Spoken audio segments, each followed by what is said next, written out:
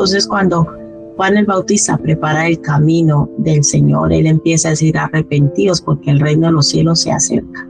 Luego cuando Jesús ya aparece públicamente, él empieza a predicar y empieza a decir arrepentidos porque el reino de los cielos se ha acercado, ¿no? Y está entre nosotros.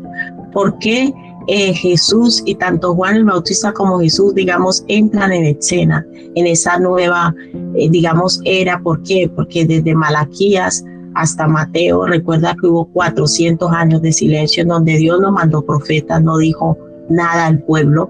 Después del último profeta que fue Malaquías, Dios no volvió a comunicarse con el pueblo. Entonces entra en escena Juan el Bautista, vuelve a hablar como profeta nuevamente al pueblo de parte de Dios. Recuerde que Jesús primeramente viene a los suyos, ¿no?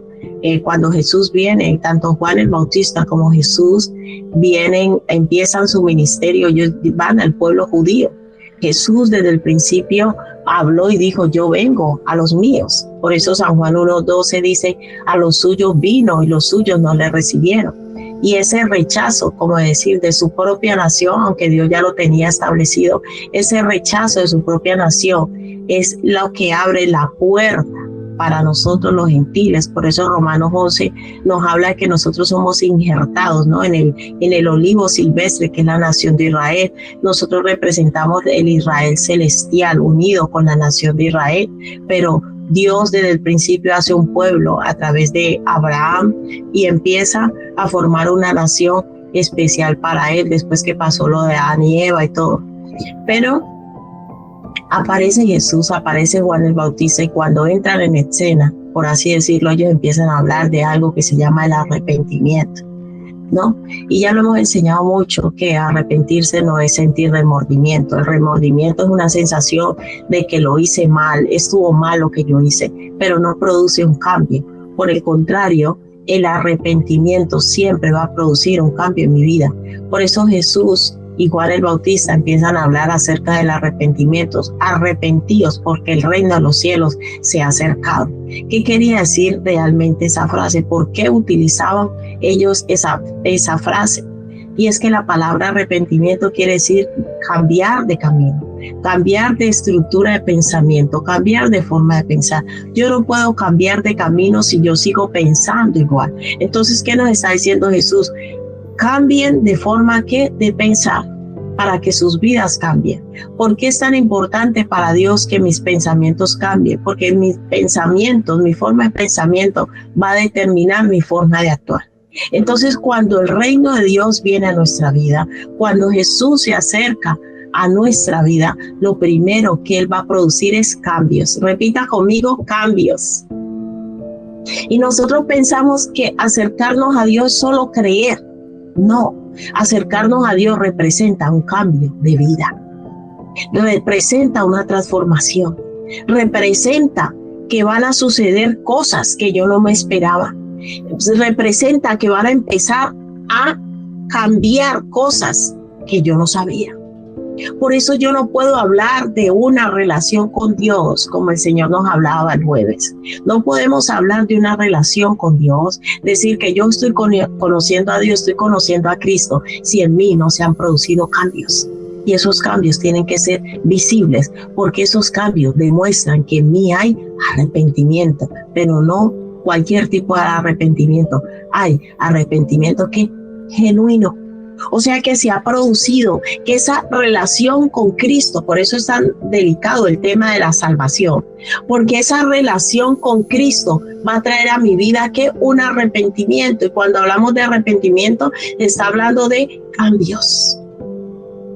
Pero si yo digo que tengo una relación con Dios y mi vida no ha cambiado, no se ha producido ningún cambio, en verdad yo no me he arrepentido.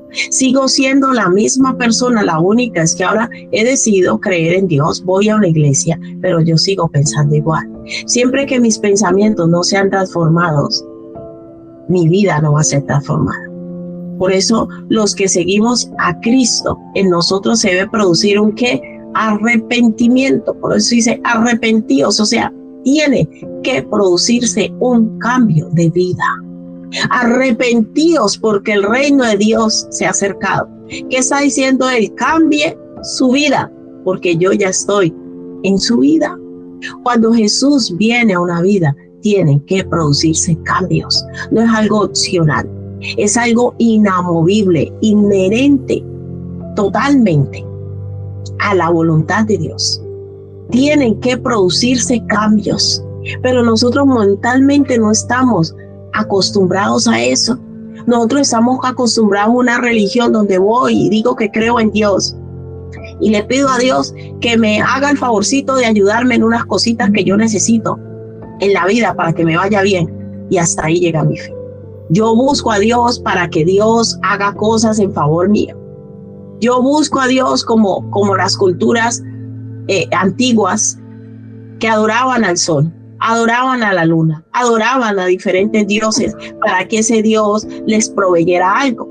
Por eso Dios saca a Abraham de un contexto que es politeísta, que quería decir que él adoraba a diferentes dioses. Entonces el que necesitaba que le fuera bien en las cosechas, iba y le rendía adoración al Dios de las cosechas. El que necesitaba que le fuera bien para tener hijos, iba y le rendía adoración al Dios de la fertilidad.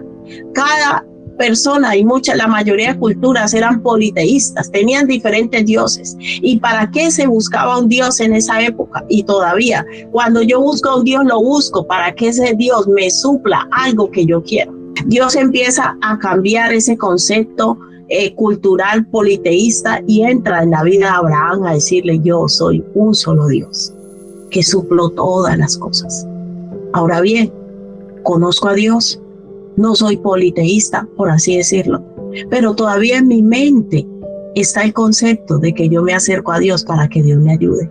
Vale, ya no voy a adorar a la diosa de la fertilidad, ya no voy a adorar al que me va a proveer trabajo, ya no voy a adorar al que dice voy a adorar a uno solo, pero voy a adorarle para que Él me supla todo. Pero resulta que estar en Cristo no es buscar a Dios para que Dios te dé cosas. Estar en Cristo es buscar a Dios para que Dios nos transforme.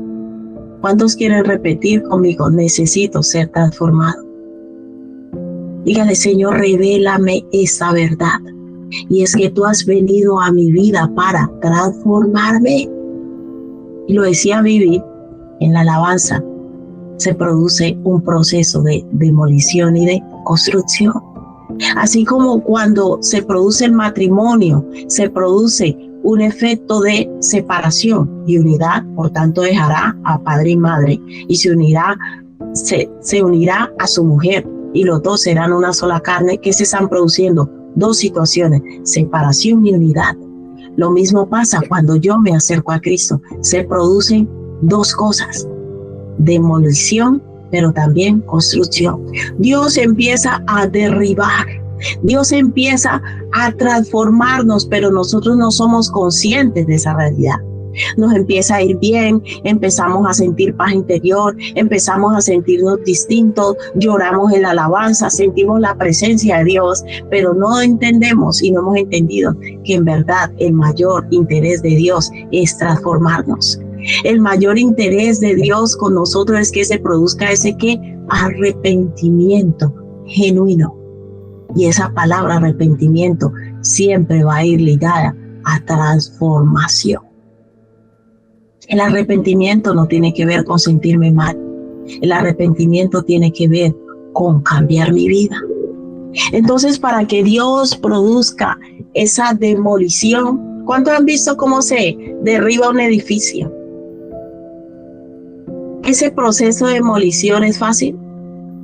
No, va a saltar de todo.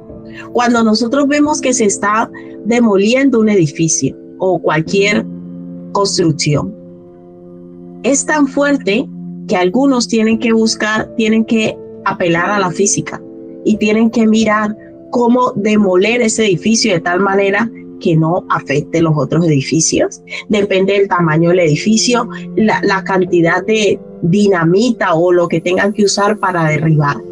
Porque en Cristo, para construir, primero el Señor va a derribar. Porque nadie pone vino nuevo en odres viejos. Dios siempre, para construir, primero tendrá que derribar. porque esas ruinas están antiguas y esa construcción ya no sirve. Por eso Él dice que Él es el alfarero y nosotros somos el barro. Entonces Dios empieza un proceso de ¿qué? Demolición. Pero cuando Dios empieza a derribar, cuando Dios empieza a quitar esas cosas para poder estructurar lo nuevo, no nos gusta, porque muchas veces ni lo entendemos. Entonces mucha gente dice, pero yo desde que vengo a la iglesia vivo como más aburrido. Yo antes al menos salía, me tomaba mis traguitos, me olvidaba el fin de semana.